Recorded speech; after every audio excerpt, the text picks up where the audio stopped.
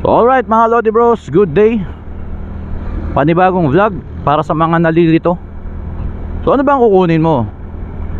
SkyDrive Crossover, SkyDrive Sport, or Honda Beat V3? Pag-usapan natin yan.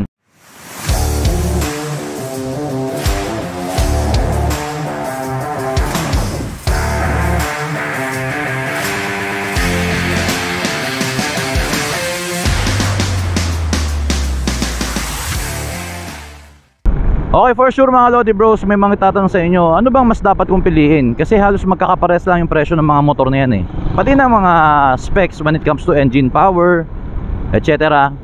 May mga ilang bagay lang na dapat mong i-consider bago mo piliin kung ano man yung motor na gusto mo dun sa tatlo. Okay, number 1, budget.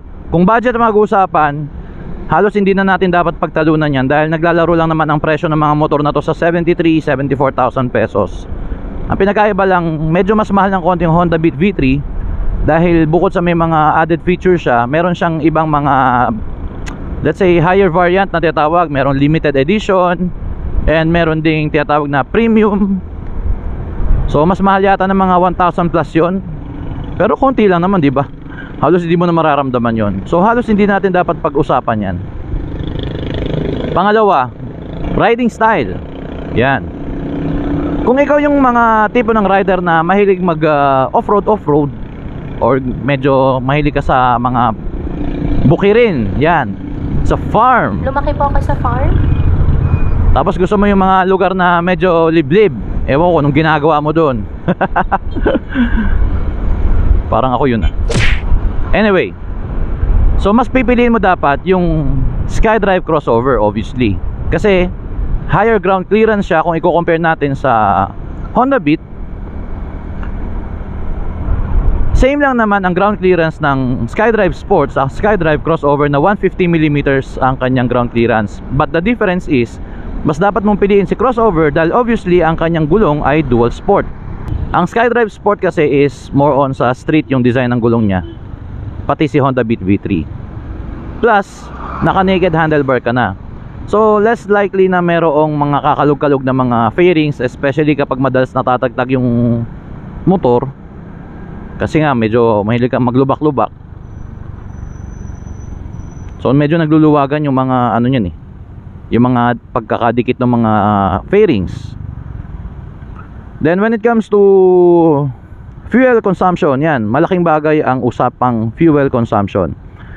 To be honest, mas matipid si Honda Beat V3. That's only 110cc. This one is 113cc. And based sa aking observation, dahil ako ay owner ng isang Honda Beat V3, naabot ko ang 65 kilometers per liter at 55 to 60 kph. Tumakaw na ako sa around 50 kilometers per liter, pero was all the way yun. This bike, ang kanyang fuel consumption, pati yung SkyDrive Crossover, kasi same engine lang naman silang dalawa, pati ng Sport, nasa 40 to 50 kilometers per liter lang siya. So talking about fuel consumption, masasabi kong mas confident ako, masasabi kong mas matipid si Honda Beat V3. Sa weight ng motor, halos pares lang. Yung pagiging agile, parehas lang naman halos. Sa style, subjective yan mga Lodi Bros.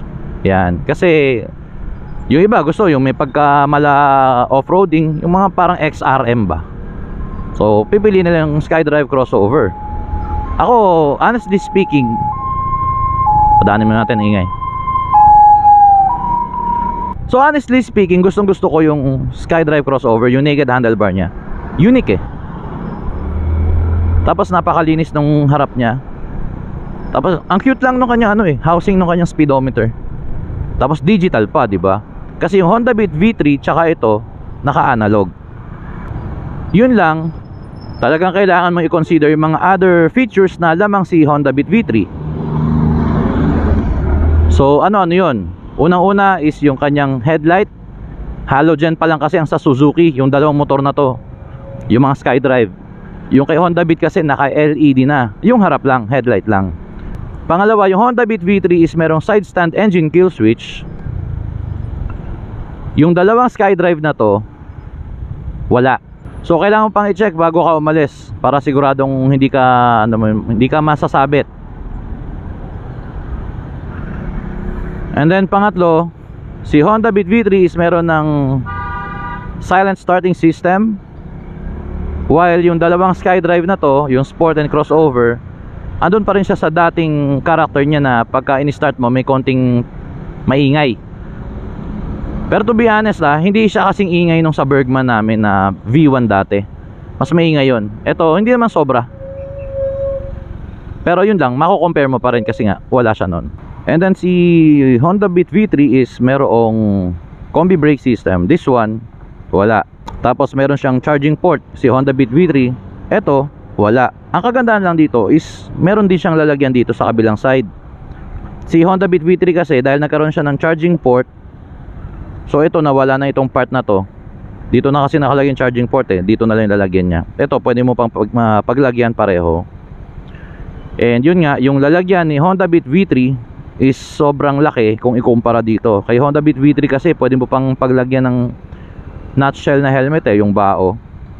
Pero ito wala. Ang may lalagyan mo lang talaga rito is mga maliliit na gamit, mga cellphone, wallet, extrang damit, tools, yun lang. Pero when it comes to yung distribution ng power, gustong gusto ko yung sa Suzuki SkyDrive, crossover man yan or sport.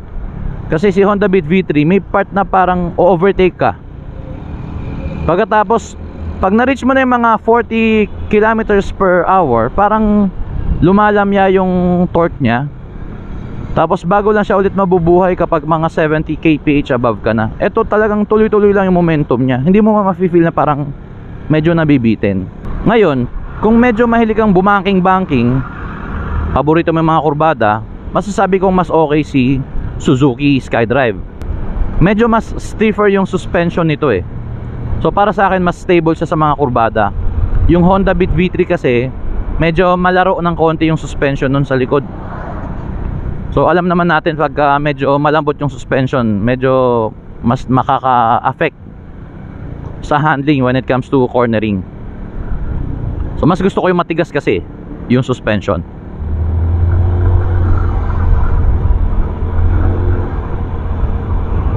And then ang engine nito hindi masyadong manginig.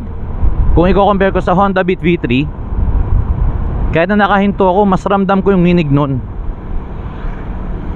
Pero ito, tamang mafe-feel mo lang na umandar siya, pero hindi mo siya masyadong mafe-feel na nanginginig siya. Pero in fairness ang lakas din talaga ng preno nito.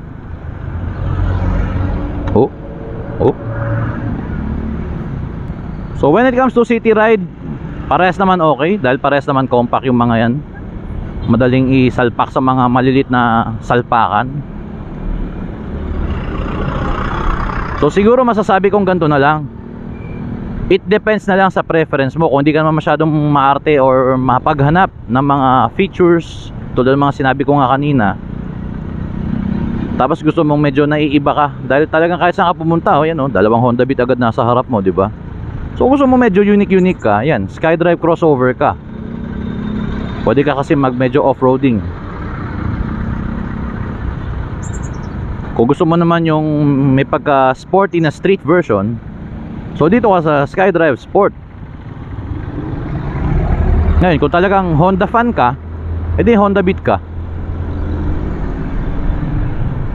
Basta ako, ito lang rule ko. Kapag ako bibili ng motor, paniniwalaan ko kung ano yung gusto ko. Gagawa ko ng konting research, and then siguro manonood ako ng mga opinion ng mga tao na actual na nakapag-drive ng mga motor na yon. Kung may mga videos kang mapapanood tulad nito ng ginagawa ko, at least meron silang mga first hand experience para kahit paano makatulong sa decision making mo. Kasi ang hirap kumita ng pera, tapos pag binili yung motor, ilang linggo lang gusto mo nang ipahugot or gusto mo nang ibenta for sale na agad kasi hindi ka masaya. Diba? Ang daming ganun, yung bumili ng big bike tapos hindi pala niya kaya i-handle yung power. Excited 1000cc agad from 150cc, diba? Eh nung ginamit niya, ang bigat, ang takaw, grabe sa maintenance, tapos halos mamatay na siya.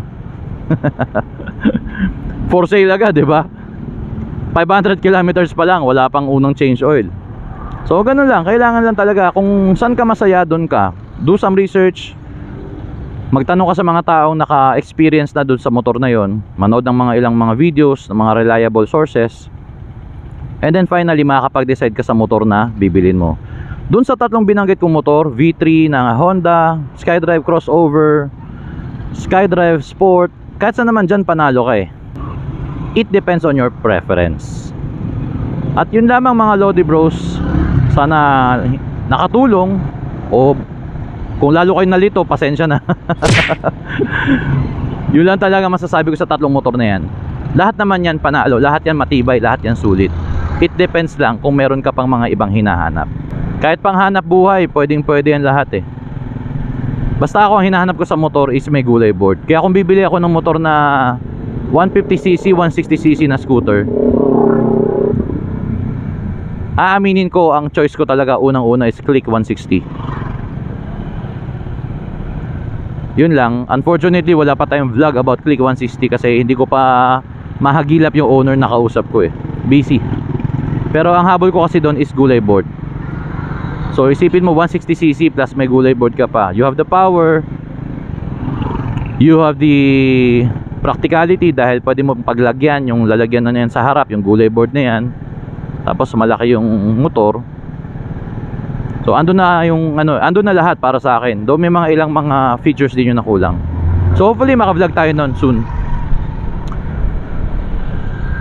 So if you like this video mga Lodi Bros, please don't forget to like, share, and subscribe. And this has been your bro nagsasabing always, ride safe and stay alive. God bless.